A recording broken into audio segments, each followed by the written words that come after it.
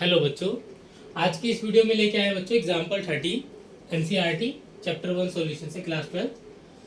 Read करते हैं बच्चों। 0.6 ml of acetic acid having density 1.06 ग्राम पर ml is dissolved in 1 litre of water. यहाँ तक मैं आपको समझा देता हूँ।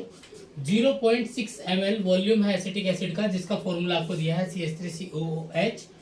उसकी डेंसिटी दी है एसिटिक एसिड की 1.06 ग्राम पर ml, जो कि 1 लीटर वाटर में डिसॉल्व किया गया है। ठीक है। The depression in freezing point में जो डिप्रेशन आता है वो ऑब्जर्व किया गया है 0.0205 degree Celsius. Calculate want of factor means I calculate करना है एंड द डिसोसिएशन कांस्टेंट के ए कैलकुलेट करना है। ठीक है। तो बच्चों इसके लिए कुछ फॉर्मूले हैं जो आपको बता रहा हूं। अब क्योंकि ये क्वेश्चन हमारा है डिप्रेशन इन फ्रीजिंग पॉइंट पर, तो आप यहाँ पर जानते हैं delta TF is directly proportional to molality, और यहाँ पर डायरेक्टली प्रोपोर्शनल का साइन हटाने के लिए हम यूज करते हैं कांस्टेंट KF, डिप्रेशन कांस्टेंट कहलाता है। ठीक है। उसके बाद अगर आपको बॉन्ड ऑफ फैक्टर के टर्म्स में इस फॉर्मूले को यूज करना होता है तो फॉर्मूला होता है delta TF is equals to I.KF.M। यहाँ पर I जो है वो है बॉन्ड ऑफ फैक्टर। ठीक है। इसके बाद आपको निकालना है डिसोसिएशन कांस्टेंट। डिसोसिएशन कांस्टेंट का फॉर्मूला होता है बच्चों Ka is equals to C alpha square by 1 minus alpha. Alpha is degree of dissociation, तो यहाँ पर डिग्री ऑफ डिसोसिएशन यूज होती है, और C हमारी कंसंट्रेशन है। कंसंट्रेशन मींस मोलैलिटी, तो वो तो हम फाइंड आउट कर ही लेंगे यहाँ से।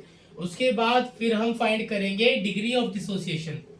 अब देखिए डिसोसिएशन के लिए डिग्री ऑफ डिसोसिएशन का फॉर्मूला होता है I-1 बाय N-1। यहाँ पर N क्या है? Number of ion produced on dissolving in water. जब ये डिसोसिएट होता है तो कितने आयन प्रोड्यूस होंगे वो N की वैल्यू कहलाएगा। ठीक है। तो हम स्टेप बाय स्टेप चलेंगे। सबसे पहले हम मोलैलिटी फाइंड करेंगे। मोलैलिटी और KF फॉर वाटर हमने लिख रखा 1.86 kg मोल इनवर्स कांस्टेंट होता है। KF हमें पता है, डेल्टा TF हमें दे रखा है, I कैलकुलेट कर लेंगे। इस I की हेल्प से हम ये पता लगा लेंगे डिसोसिएशन करके इस एसिड को कि नंबर ऑफ आयंस कितने प्रोड्यूस हो रहे हैं, और I हमें पता लग जाएगा यहाँ से। ये दोनों वैल्यू रखने के बाद डिग्री ऑफ डिसोसिएशन निकल जाएगा, और डिग्री ऑफ डिसोसिएशन पता लगने के बाद हम कांस्टेंट निकाल लेंगे इक्विलिब्रियम डिसोसिएशन कांस्टेंट। ठीक है। तो चलिए क्वेश्चन स्टार्ट करते हैं। सबसे पहले गिवन है मेरे पास वॉल्यूम ऑफ एसिटिक एसिड। मैं मान लेता हूं B जो है वो सोल्यूट है, एसिटिक एसिड जो है वो है सोल्यूट, और A जो है वो सॉल्वेंट है यानी कि वाटर। अब मुझे इसका वॉल्यूम दिया है तो B दिया है मुझे कितना 0.6 ml, भी 0.6 ml, और इसी की डेंसिटी दी है तो उसको मैं DA लिख देता हूं।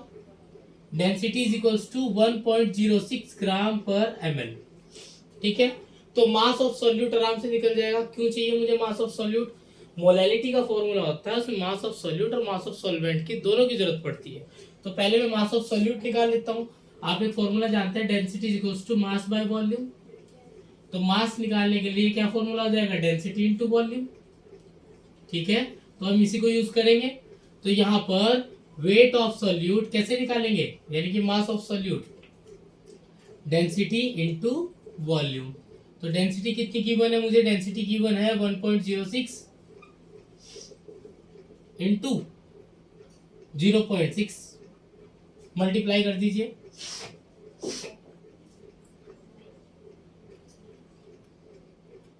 .636 इतने ग्राम मेरे पास क्या है? ये मास ऑफ सॉल्यूट। अब मुझे क्या चाहिए? Mass of solvent.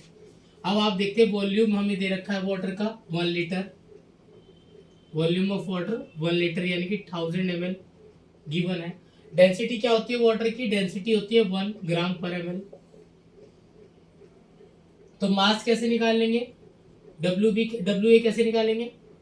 Density into volume. तो डेंसिटी कितनी है? डेंसिटी है मेरे पास 1 इंटू 1000, यानी कि कितना आ जाएगा मास? 1000 ग्राम। यहां तक कोई प्रॉब्लम नहीं। ठीक है।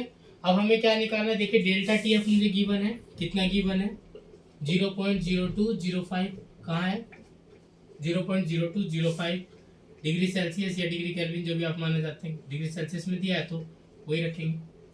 चलिए उसके बाद मुझे KF फॉर वाटर पता होना चाहिए, अगर गिवन है तो बहुत अच्छी बात है, नहीं तो KF फॉर वाटर होता है 1.86 kg मोल इनवर्स। यहाँ से मोलैलिटी का पता लगा लेंगे, फॉर्मूला है delta TF is equals to I into KF into M। M की जगह मोलैलिटी का फॉर्मूला रख देता हूँ WB by MB into WA into 1000। MB मतलब मोलर मास ऑफ सॉल्यूट, तो सॉल्यूट का मोलर मास कितना है, एसिटिक एसिड का मोलर मास हम कैलकुलेट करना जानते हैं। देखिए एक कार्बन है 12 प्लस 3 हाइड्रोजन 3 इंटू 1 प्लस फिर carbon 12 plus oxygen 16 plus oxygen 16 plus hydrogen 1, आप कैलकुलेट करेंगे 60 ग्राम पर मोल आएगा। ठीक है, इसको भी यूज करेंगे। चलिए तो 0.0205 I into KF 1.86 into WB की वैल्यू कितनी है, WB की वैल्यू यहाँ पर आ जाएगी आपके पास गिवन है 0.636 इंटू 1000 बाय MB कितना है 60 इंटू 1000 से 1000 कैंसिल हो जाएगा।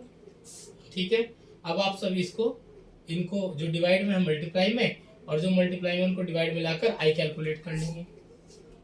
तो यहाँ पर I कैलकुलेट करने के लिए I इज इक्वल्स टू 0.0205।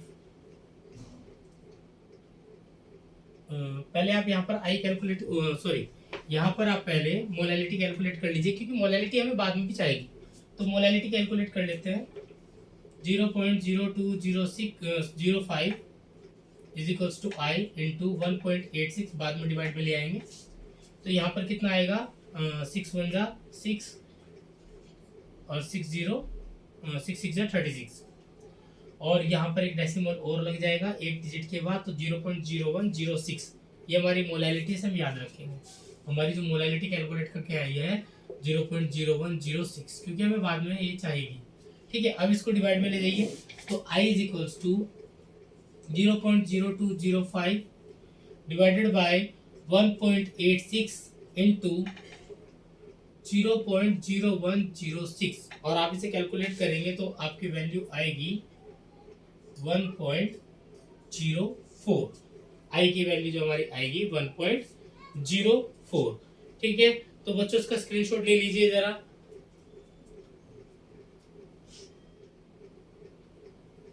चलिए, क्योंकि मुझे मिटाना पड़ेगा, I की वैल्यू हमारी क्या आई है 0.06, मैं ऊपर से मिटा देता हूं। चलिए, तो यहाँ पर I आ गया हमारा 1.04, I हमारे पास आ गया है 1.04। अब हमें क्या चाहिए, अल्फा। अल्फा के लिए हम क्या करेंगे, डिसोसिएशन हुआ है एसिटिक एसिड का, तो कुछ इस तरह से होगा CH3COO minus plus HIN, 2 ion produce हुआ है, तो N की वैल्यू कितनी हो गई 2। अल्फा निकाल लेंगे, alpha is equals to I minus 1 by N minus 1। I कितना आया हमारे पास 1.04 माइनस 1 2 माइनस 1, ये तो आ जाएगा 2 माइनस 1 1, और 1.04 में से 1 गया तो 0.04, ये हमारे पास क्या आ गया अल्फा। ठीक है, उसके बाद अब मुझे निकालना है dissociation constant K is equals to C alpha square by 1 minus alpha. चलिए इसको कैलकुलेट करते हैं। C कितना है, अभी हमने निकाला था 0.0106, alpha 0.04 whole square by 1 minus 0.04। ठीक है, अब आपने बस इस टर्म को कैलकुलेट करना है, और इस टर्म को कैलकुलेट करने के बाद आपका आंसर आ रहा है 1.77 इंटू 10⁻⁻5। ठीक है, ये आपका डिसोसिएशन कांस्टेंट यहाँ से निकल कर आ जाएगा। ठीक है बच्चों, उम्मीद करता हूँ अच्छे से समझ में आया होगा। ठीक है, अब हमारे सारे एग्जाम्पल्स खत्म हो चुके हैं इस वीडियो के बाद। अब नेक्स्ट वीडियो में हम लेकर आएंगे NCERT एक्सरसाइज के न्यूमेरिकल्स।